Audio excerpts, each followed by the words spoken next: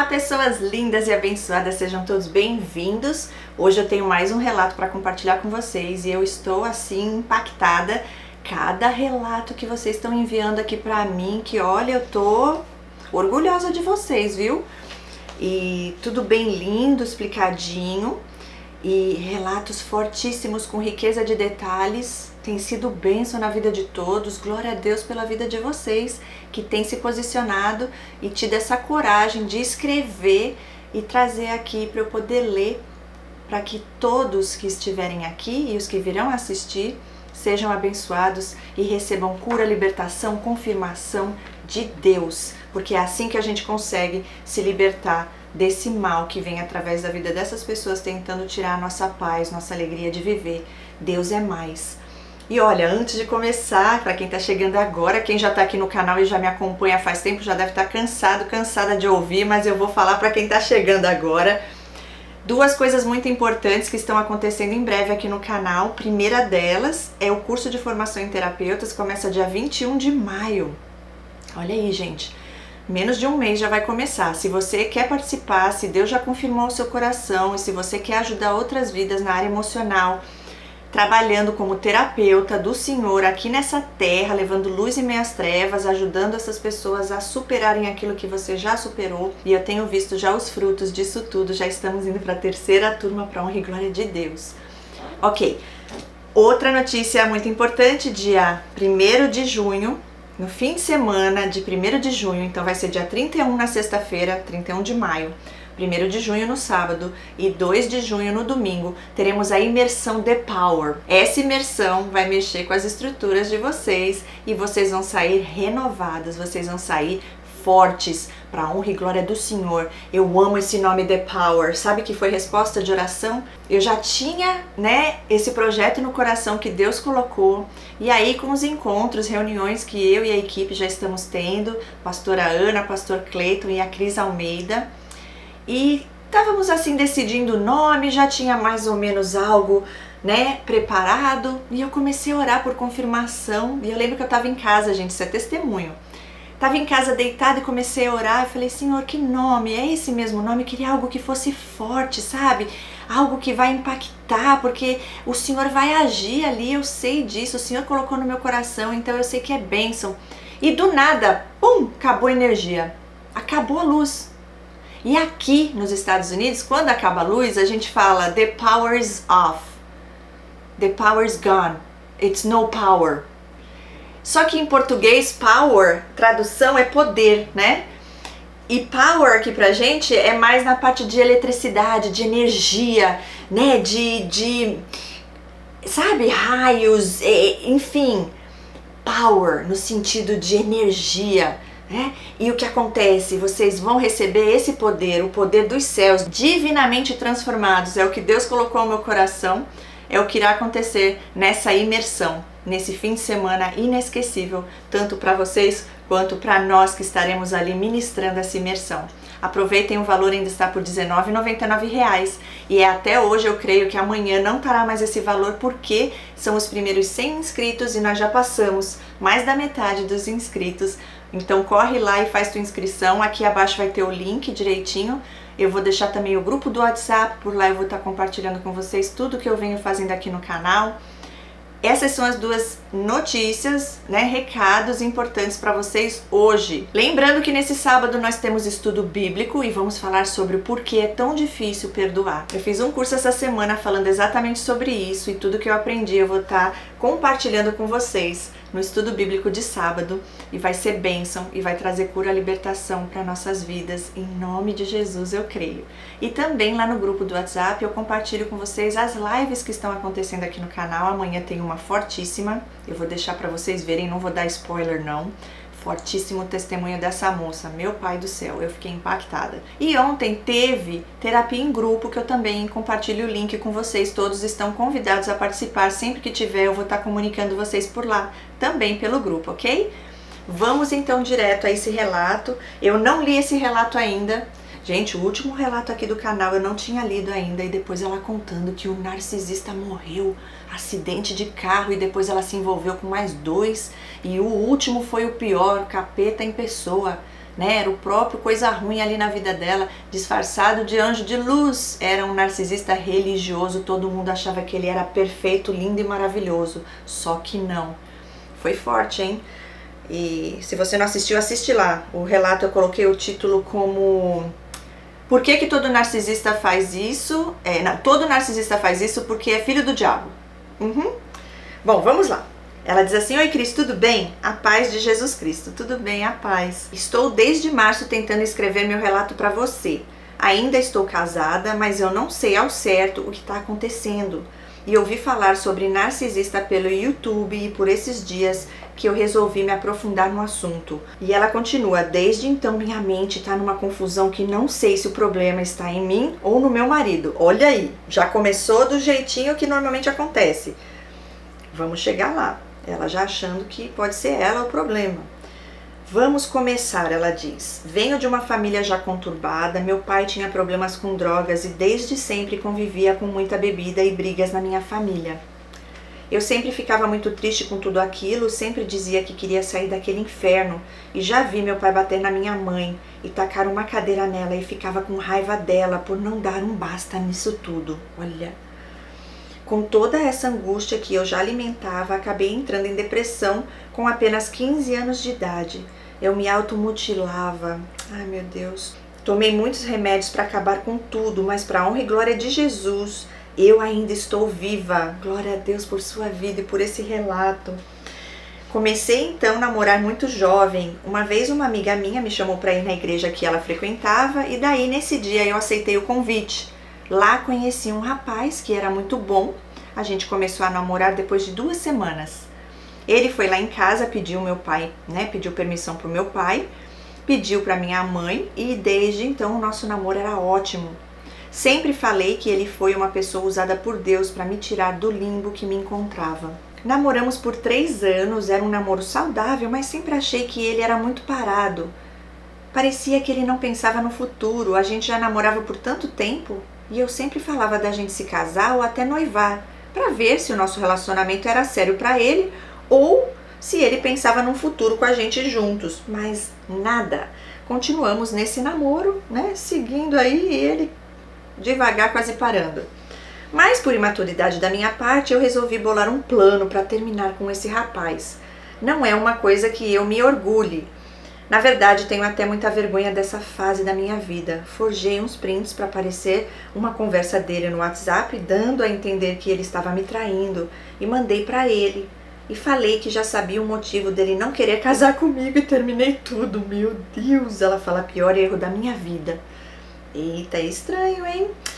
Mas continuando, ela diz, daí foi só ladeira abaixo, estava com 18 anos e comecei a me afundar em bebidas, cigarros e relacionamentos conturbados. Vejam só o que já acontece numa família disfuncional como a dela, onde ela já se automutilava, teve depressão aos 15 anos, com 18 anos, viu que não ia dar em nada, já logo, não teve a coragem de desmanchar, inventou lá a história e fez acabar.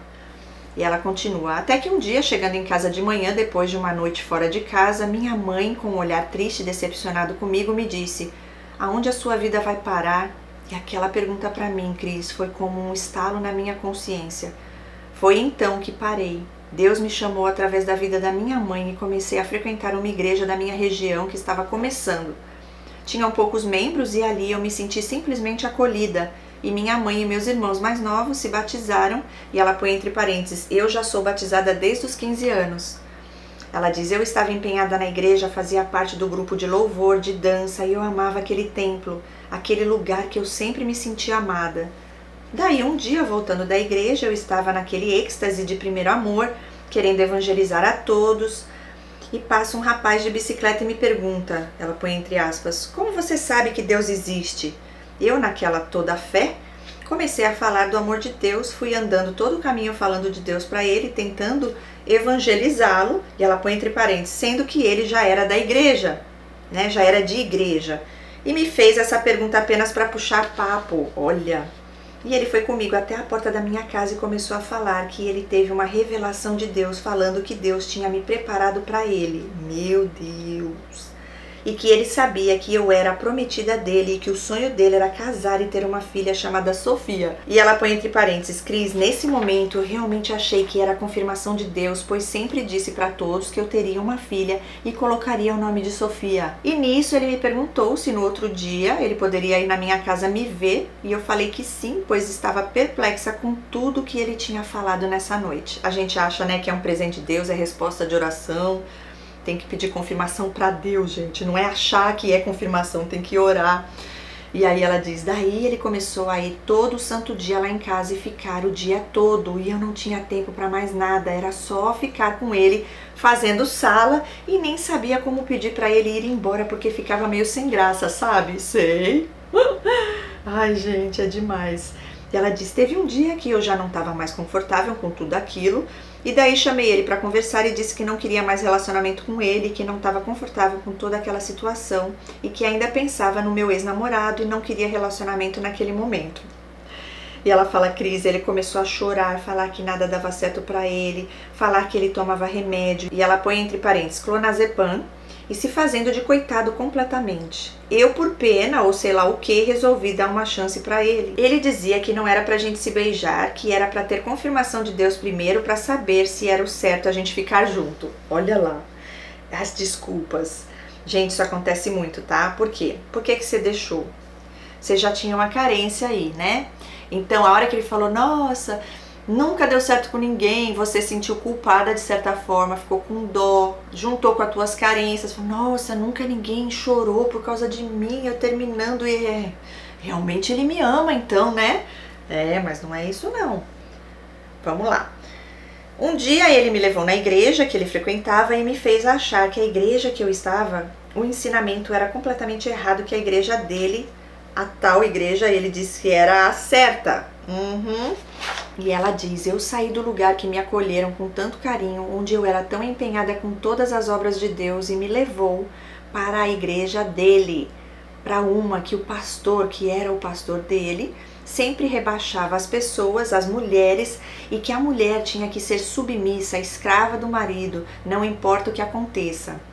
Narcisista religioso, pastor falso profeta. E ela diz: meu pai e minha mãe começaram a não gostar do nosso relacionamento e nem dele, pois ele já começava a bater de frente com meu pai. E ela põe entre parênteses: tenho quase certeza que meu pai é narcisista e, como diz o ditado, dois bicudos não se beijam. E ela põe a carinha de emoji dando risada. Continuando, ela diz: um dia esse meu namorado, e ela diz porque nem sei o que ele era direito, porque ele nunca fez um pedido formal, me pediu para ir até a casa dele para eu conhecer o local. E ela fala: agora eu sei que a intenção dele era outra, não era nada para conhecer o local não. Ela diz: quando cheguei na casa fiquei completamente assustada com a sujeira e bagunça que o local estava. Mesmo assim eu entrei, ele tomou banho com a porta do banheiro aberta e me induziu até eu ter relação sexual com ele. Depois disso, na minha cabeça, eu não poderia mais sair dele, pois já tinha tido relações com ele sem estar casada. No outro dia, fomos na igreja dele, ele tocou e cantou no altar como se nada tivesse acontecido entre nós dois. Eu sabia que eu estava em pecado e aquilo me corroía por dentro. E ela faz uma pergunta: como pode ele estar lá ministrando louvores, sendo que no outro dia pecamos? E pior, sem remorso algum. Um dia pedi para ele me levar para conhecer a família dele, pois eu ainda não conhecia ninguém. Ele aceitou, me levou na casa da mãe dele e quando cheguei, de novo uma completa bagunça, mau cheiro, cheio de animais. Cris, eu nunca tinha visto nada igual. Daí ele entrou, cumprimentou a todos e não me apresentou a ninguém, nem falou quem eu era. E eu simplesmente fiquei parada na porta da casa, sem falar com ninguém, e todos tratando a ele e a mim com total frieza. Que coisa estranha, família já toda disfuncional. Tentei puxar assunto com a mãe dele, mas ela trocou 2 palavras ao máximo comigo, e como eu já estava completamente desconfortável, eu pedi para ele me levar embora para casa. E ó, já essa coisa de sujeira, né, nos ambientes, a bagunça total, meu Deus, cheiro ruim. E ela diz: daí questionei o porquê que a família dele era daquele jeito e ele disse que não sabia e que desde pequeno era tratado daquele jeito, que nunca foi tratado bem, que sempre foi rejeitado por tudo e por todos e de novo se vitimizando. Eu acreditei mesmo no fundo, eu achando que tinha algo errado, eu acabei acreditando. E ela diz: meu pai começou a frequentar a igreja que eu ia antes, junto com a minha mãe. Não por querer, pois meu pai sempre teve segundas intenções nas ações dele. E um dia eu tinha acabado de chegar da igreja junto do meu namorado e meu pai e minha mãe da igreja onde eu congregava. Rolou maior briga, meu pai proibiu ele de entrar em casa, falou que proibia nosso namoro e que não queria ver ele nem pintado de ouro. E minha cabeça já estava numa confusão e eu já me entregando a ele.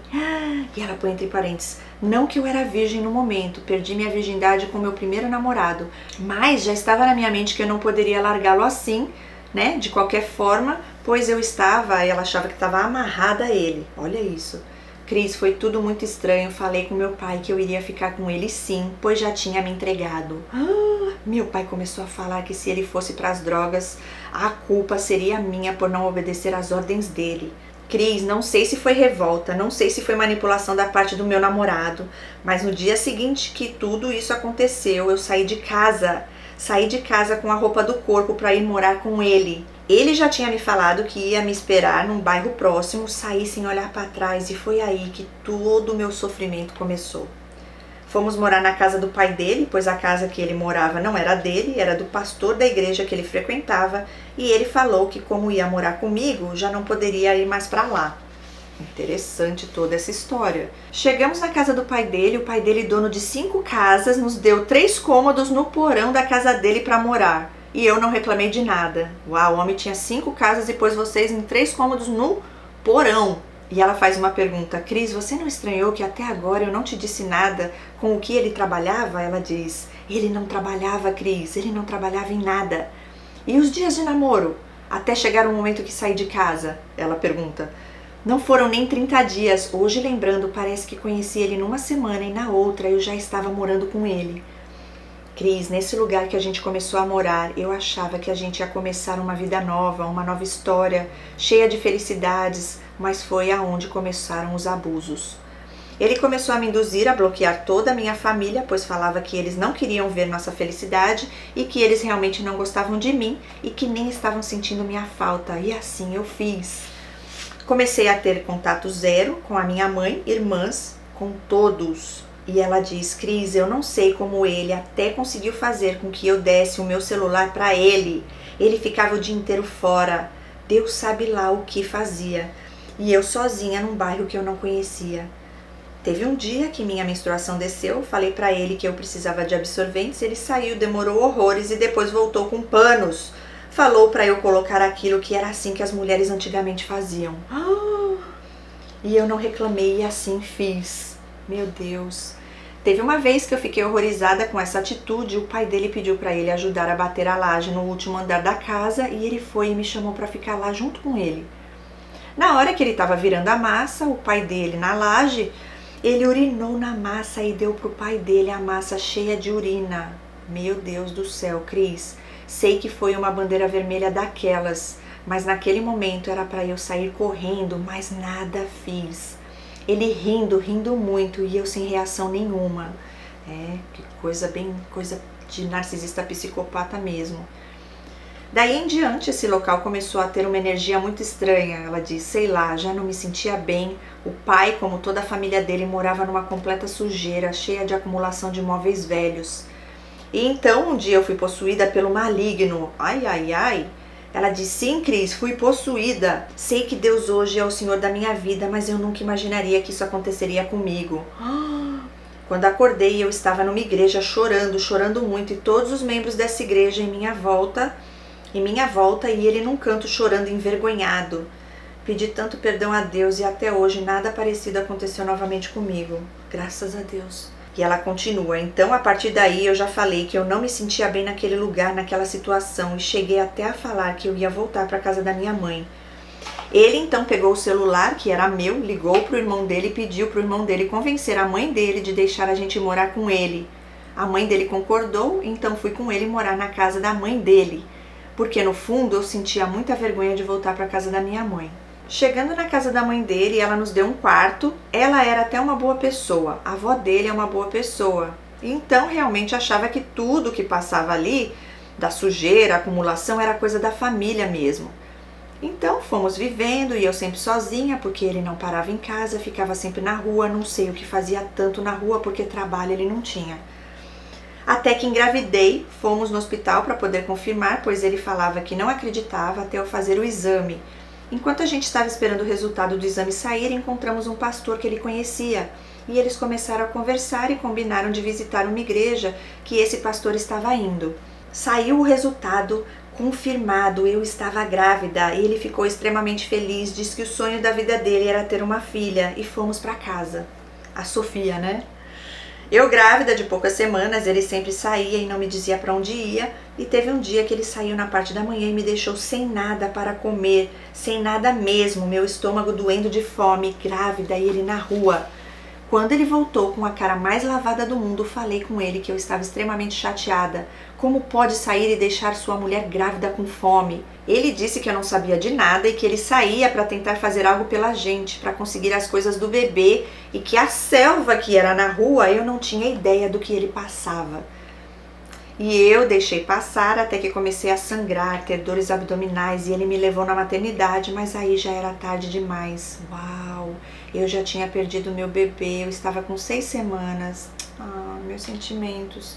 Mas Deus sabe de todas as coisas. Ela fala, chorei muito e à noite não consegui dormir e olhei para ele e ele estava dormindo tranquilamente. Como pode? Eu estava toda despedaçada e ele tranquilo dormindo. Depois de 2 meses eu engravidei novamente e foi uma gravidez muito difícil. Meu filho quis nascer com apenas 6 meses. Tive que tomar um remédio para segurá-lo e corticoides para amadurecer o pulmão dele.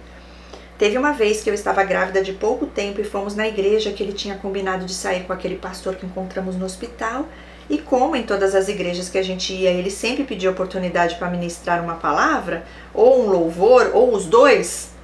Eu achava que era porque ele era um rapaz muito de Deus, conhecedor da palavra, mas mesmo depois que fui morar com ele e a gente estava no pecado, pois a gente ainda não havia se casado, ele sempre pedia oportunidade mesmo assim.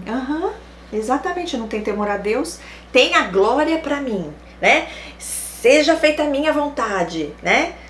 A honra e a glória é para ele precisa estar em destaque, eles precisam estar ministrando, olha só. Sempre pedia oportunidades para ministrar uma palavra, ou um louvor, ou os dois. Sem vergonha na cara. Seres das trevas. E ela fala, nessa igreja esse pastor ajudou a gente a casar gratuitamente. Casamos no cartório sem a presença de ninguém. Os próprios funcionários do cartório foram as testemunhas do casamento. Fora que na volta do cartório a gente pegou um ônibus e ele começou a reclamar de mim para uma pessoa que estava dentro do ônibus. A gente tinha acabado de casar e ele já começou a falar de mim com uma pessoa desconhecida e eu fiquei morrendo de vergonha e mesmo assim nada disse. Então, em agosto de 2017, a gente se casou e ela põe entre parênteses, se quiserem, façam as contas. Eu conheci ele em abril do mesmo ano. Doida, né? Abril, maio, junho, julho, agosto. 4 meses depois, gente. Tem gente que casa antes, viu? Até que um dia esse mesmo pastor foi na casa da minha sogra, porque eu ainda morava com ela. Falou que teve uma revelação falando que o meu marido era uma casta de demônio. Nunca tinha ouvido falar naquela expressão, mas fiquei bem assustada. E continuou dizendo que era hereditário e que se ele quisesse romper tudo aquilo, ele teria que entregar a vida dele completamente para Deus. E ele achou aquilo tudo um absurdo. Imagina o santo do pau oco, o pregador, o do louvor, né? O tal perfeitinho ministrando a palavra de Deus, agora foi desmascarado.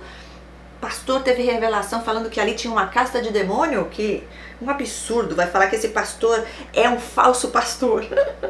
Falou que nele não tinha demônio nenhum e que esse pastor só estava indo lá e conversando essas coisas porque ele estava de olho em mim, querendo arruinar o casamento dele.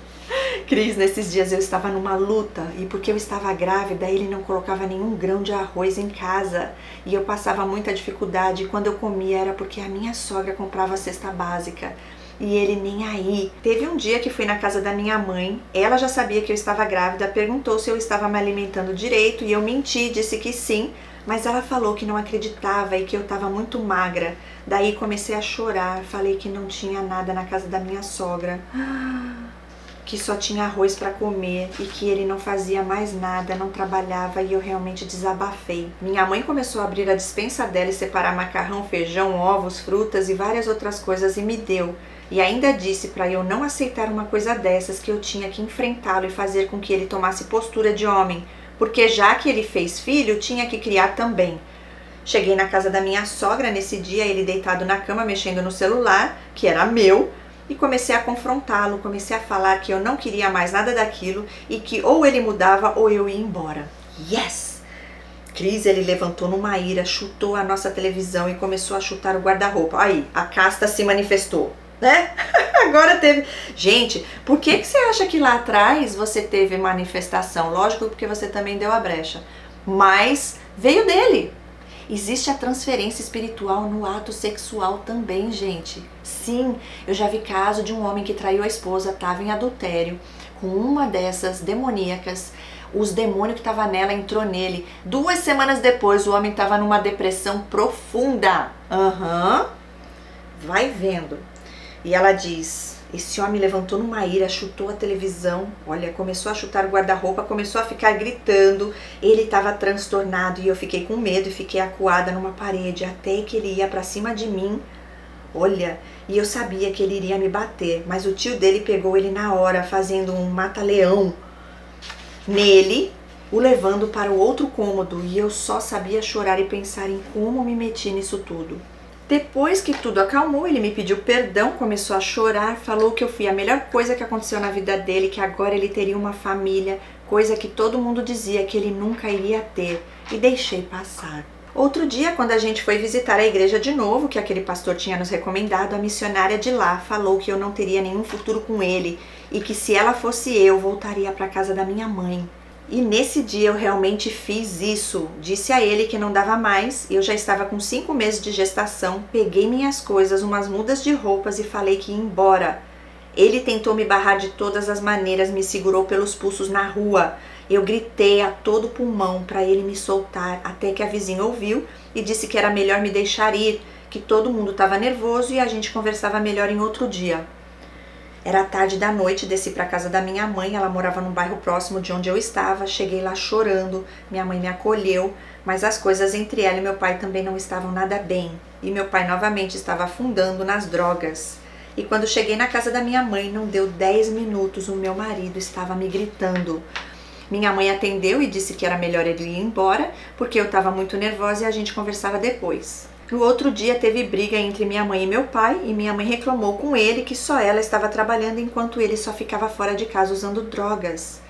Meu pai ficou irado, gritou, disse que não era obrigado a cuidar de filho da PUTA nenhum. Olha isso, se referindo a mim e ao meu filho. E saiu. E ela diz, ele saiu e eu chorei tanto. Como pode meu pai me tratar daquela forma e quando eu mais precisava?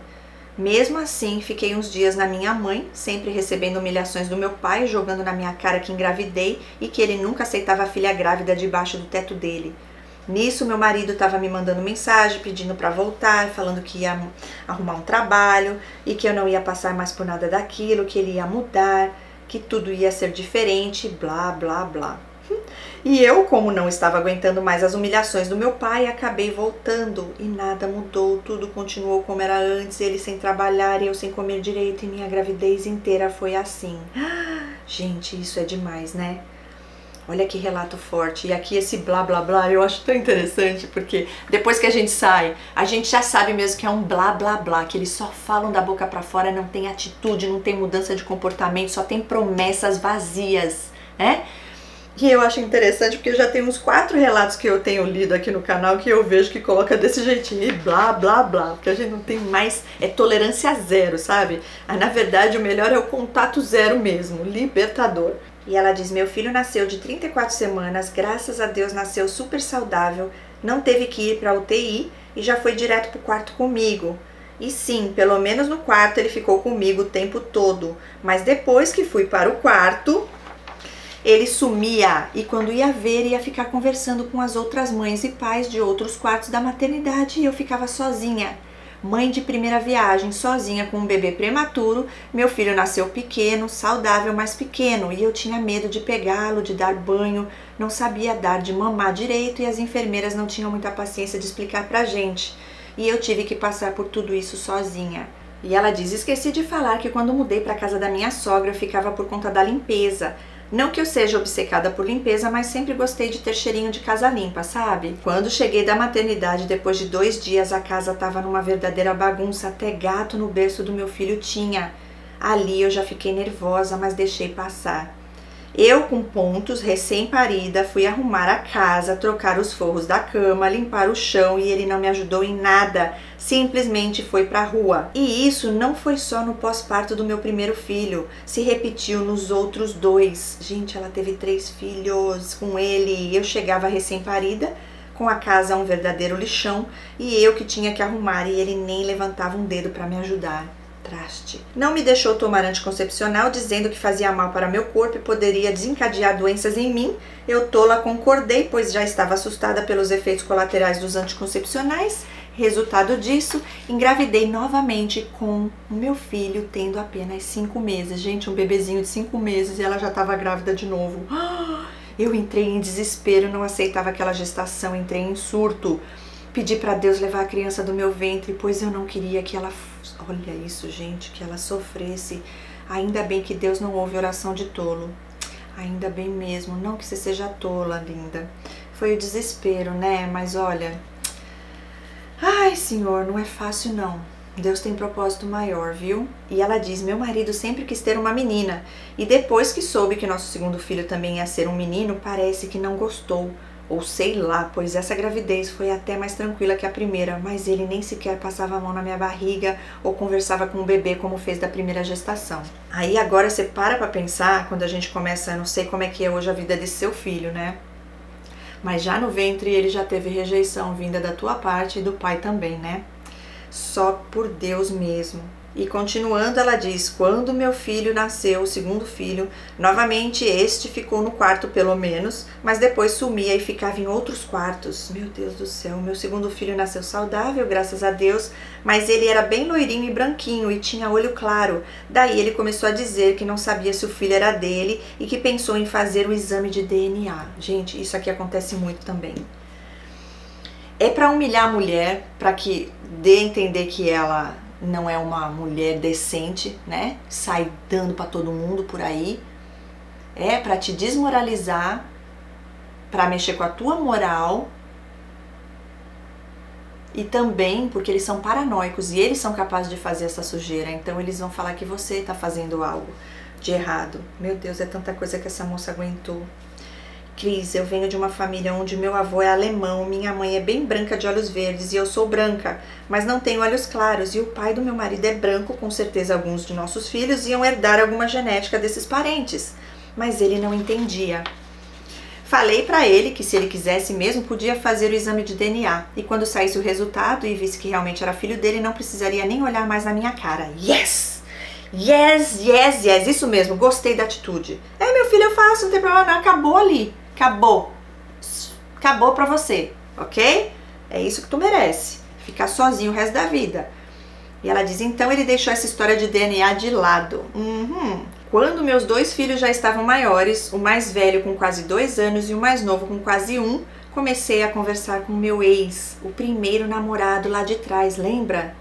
Uau! A gente conversou muito, quase a noite inteira, e nessa noite meu marido tinha saído, disse que ia trabalhar em outra cidade, não sei bem que trabalho, só disse que ia. E daí, conversando com esse meu antigo namorado, falei que ia na cidade que ele morava ver a minha avó e meu pai, que moravam lá, e ele disse que gostaria muito de me ver e eu disse que a gente podia sim. Eita! Cris, eu sei que eu errei muito, me arrependo por falta de maturidade de ter feito isso. Eu fui nessa cidade, a gente se viu, se beijou, foi só isso. Fui embora, né, com uma culpa em meu peito, sabendo que o que eu fiz foi errado e como eu estava errada, eu tinha que resolver. Chamei meu marido para conversar, disse o que aconteceu, disse do meu deslize e disse que ia sair de casa com meus filhos, pois eu estava fazendo algo que não era correto, pois o que fiz não era certo. Ele concordou, procurei uma casa, na época já tinha estourado a pandemia e o governo estava dando o auxílio de R$ 1.200. Aluguei a casa com esse dinheiro numa rua próxima, pois o aluguel era mais em conta. Me mudei e aí começou outro inferno na minha vida. Meu pai. Ele começou a falar que eu estava roubando o auxílio dele, pois R$ 600 era dele, pois o nome dele estava no meu cadastro e eu estava recebendo o dinheiro dele. Eu já não pegava pensão, não me ajudava com nada e eu também não cobrava. E quando me ajudava com 50 ou R$ 100, falava que eu gastava com homens. Teve um dia que uma amiga minha me perguntou se podia fazer um churrasco na minha casa. Eu falei com ela que eu estava sem dinheiro e não poderia ajudar com carne, e ela disse que ia trazer tudo e que eu não precisava me preocupar. Daí concordei, ela trouxe tudo, churrasqueira, carne, caixa de som, tudo. E ela disse que como ela já estava separada, foi um paquera lá que ela tinha na época nesse churrasco. Os meus filhos estavam com ele nesse final de semana e quando foi no domingo bem cedo, ele levou meus filhos lá e viu que tinha acontecido o churrasco. E ela diz, Cris, ele ficou revoltado falando que gasto com homens e bebidas e que ainda gastava com o dinheiro dele. E falei que eu não tinha comprado nada e que quem levou tudo foi a minha amiga. Mas ele começou a me xingar de todos os nomes possíveis na porta da minha casa. Falava que eu estava cheia de pombagira, me xingou de tudo que você possa imaginar. Mandei ele embora e falei que ele não tinha nada a ver com a minha vida e ele foi com ódio no olhar. Mas foi. E depois de um tempo, a dona da casa aumentou o aluguel e eu perdi o emprego onde eu estava e eu já estava ficando desesperada. E ele, sabendo disso, foi lá em casa, chorou, falou que não aguentava viver sem mim, que tudo ia ser diferente, que ele queria a família dele de volta, fazendo aquele show de atuação de sempre. E eu voltei.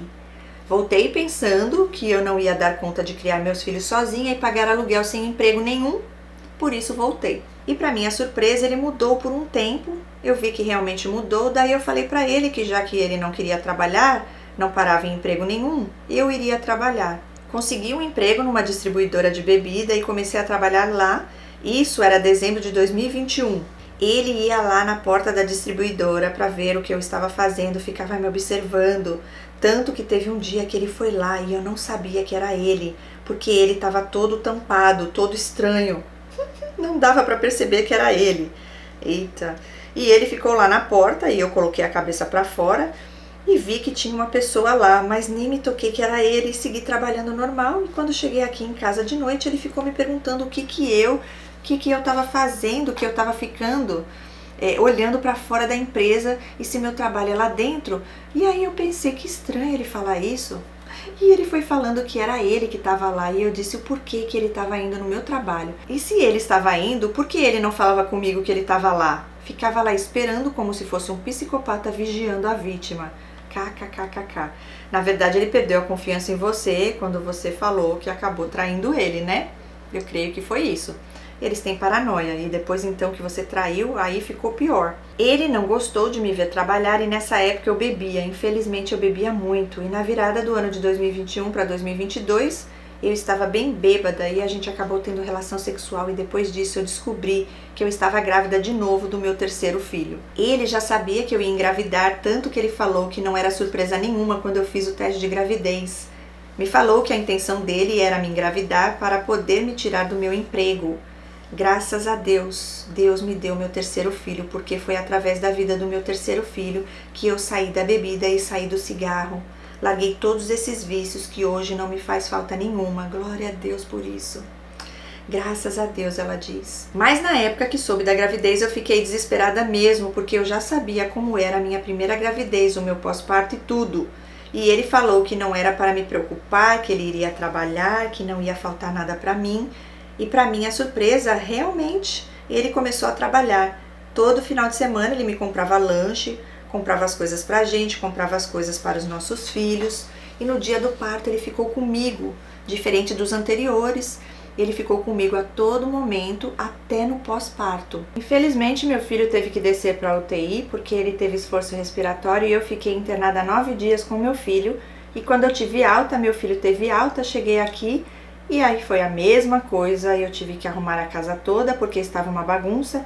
Ele conseguiu um emprego num depósito de gás e nisso que ele conseguiu, ele começou a jogar na minha cara que ele trabalhava e que é ele que sustentava a casa e que é ele que é o provedor e esse tipo de coisa, né? Que esse tipo de gente sabe falar. Gente, lembrando que ela ainda está com ele, tá? Ela ainda é casada com esse cara e ela diz... Quando eu falo que vou trabalhar, ele fica irado. E nessa última briga eu já estou bem cansada dessa situação toda, sabe? E eu parei, depois de ver vídeos de narcisismo pelo YouTube, de falar coisas pra ele, eu parei mesmo.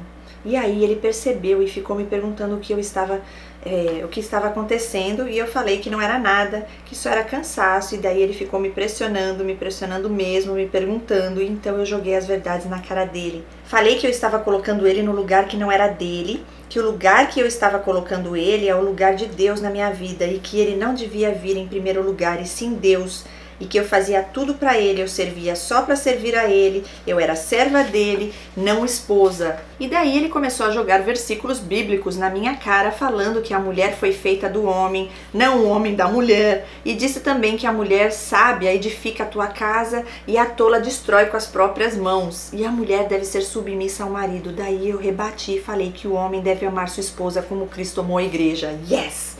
Dando a vida por ela, e que eu tinha certeza que ele não me amava como Cristo ama a igreja. E então ele me perguntou se daquele jeito dava para continuar, e eu já sabia que era uma pergunta com segundas intenções, porque ele sempre faz isso. Faz isso, me pergunta uma coisa e joga a responsabilidade em cima de mim. Falei que não ia responder, e se ele quisesse, ele responderia por si só. E daí ele disse que não dava para continuar mais, e a gente foi dormir. No outro dia de manhã, eu estava vendo alguns vídeos no Instagram e apareceu um vídeo sobre narcisismo, sobre a pessoa com um tratamento narcisista, e eu estava vendo. Ele ficou pela fresta da porta ouvindo o que eu estava vendo e depois abriu a porta e falou: então é essas porcarias que você fica vendo, né? É isso que está destruindo o nosso casamento, você pega as ideias daí. Então ele falou que era para eu caçar o meu rumo, falou na pura ironia que era para eu ligar para uma amiga para ver se me ajudava. E eu falei: agora é fácil você falar, você me afastou de todo mundo, me afastou da minha família, me afastou de amigos, me afastou de todo mundo. Então é fácil para você falar assim.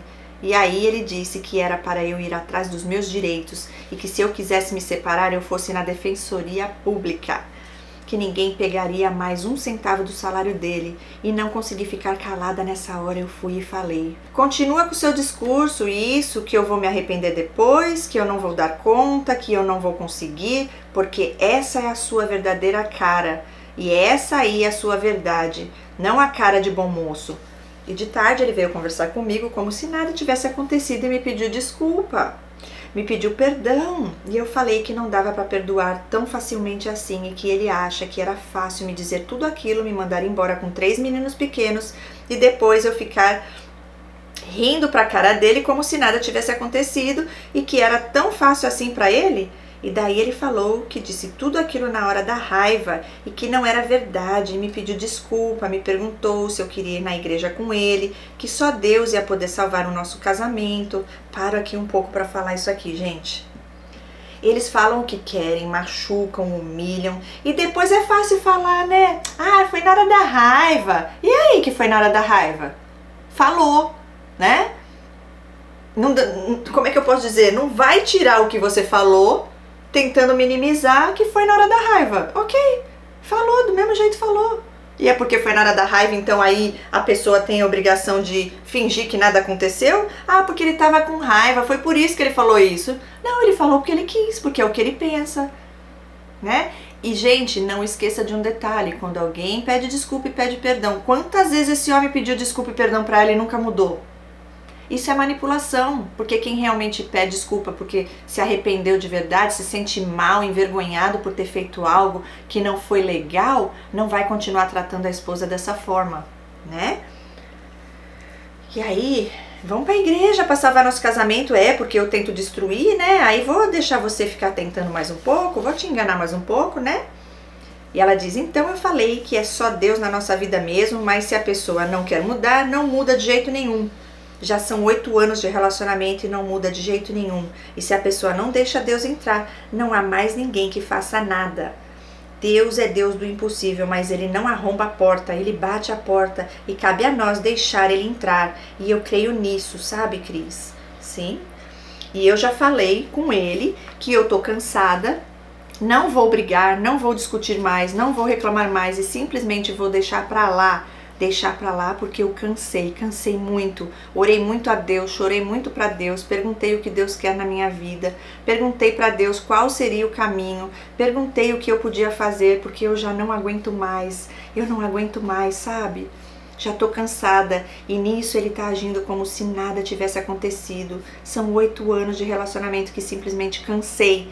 Tô esperando o sinal dos céus, o sinal de Deus para ver o que eu faço da minha vida, porque eu não trabalho, eu não tenho renda e ultimamente eu tô aprendendo a fazer algumas peças de crochê para ver se eu vendo.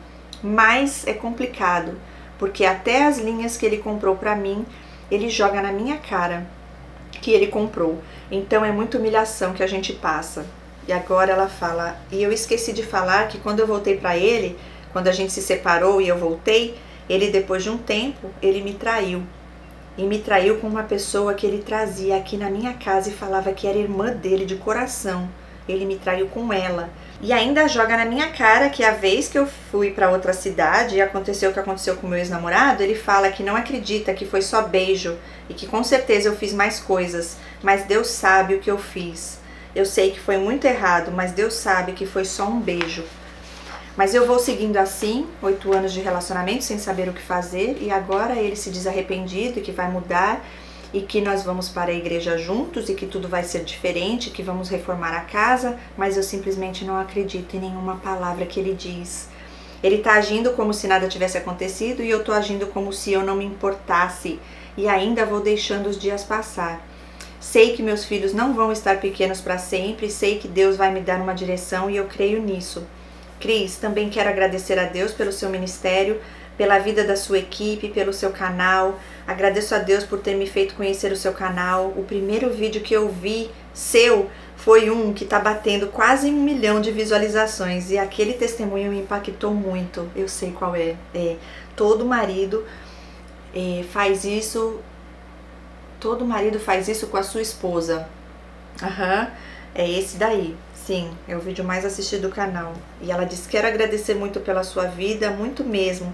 E quero te dizer que você é como se fosse realmente uma amiga que nos dá conselhos, que nos acolhe, sabe? Ah, linda. Porque teve muitos conselhos que você direcionou realmente pra mim.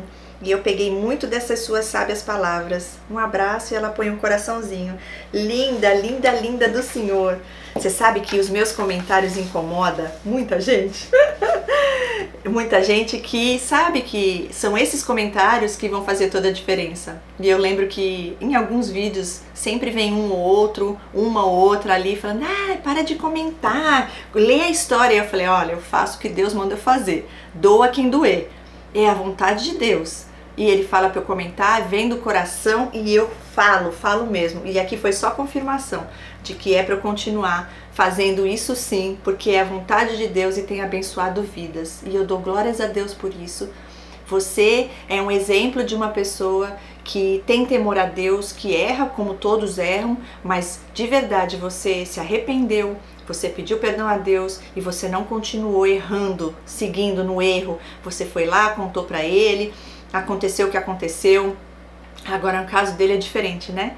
Ele fala que vai mudar e não muda e continua fazendo a mesma coisa. Ele já está na iniquidade. E olha, pode ter certeza que você está no caminho certo. E aquilo que você falou para ele é de verdade que vai te libertar. Por quê? Porque Deus acima de tudo. E todas as outras coisas serão colocadas no seu devido lugar.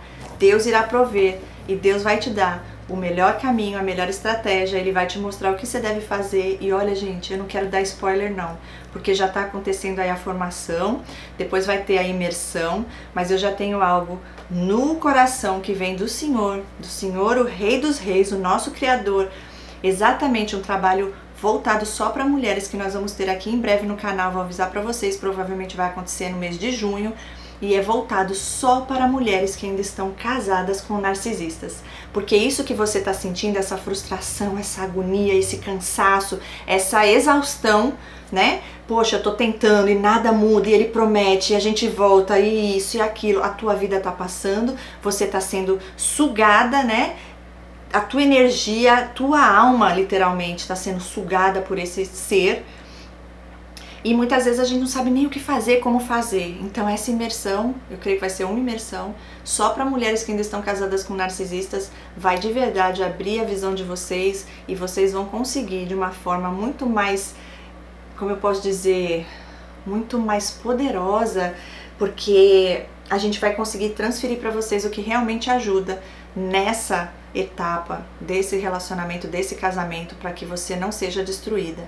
E o primeiro de tudo que você já está fazendo, que é o mais importante, fique firme e forte nessa fé, nessa força.